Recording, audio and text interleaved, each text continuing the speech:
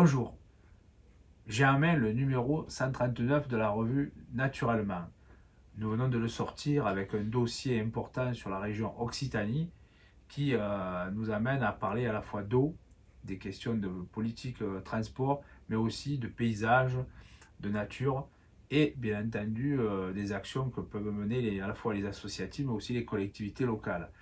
Nous accueillons une invitée de marque à la présence de Milika, jeune écologiste militante associative de Bosnie-Herzégovine, qui nous raconte comment elle mène avec ses amis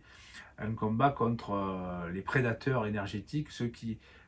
utilisent les cours d'eau et les rivières afin de faire une rente électrique sur le dos de la nature et de l'environnement. On a aussi un reportage intéressant et remarquable sur le livre sur les petites îles de la Méditerranée occidentale qui,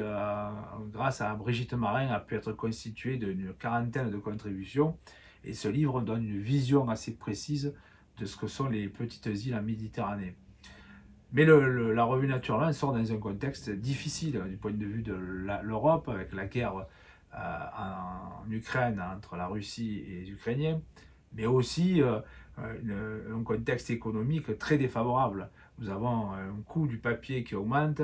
des difficultés d'approvisionnement. On a réussi à sortir ce numéro et déjà on nous annonce des difficultés d'approvisionnement en papier pour le mois de juin.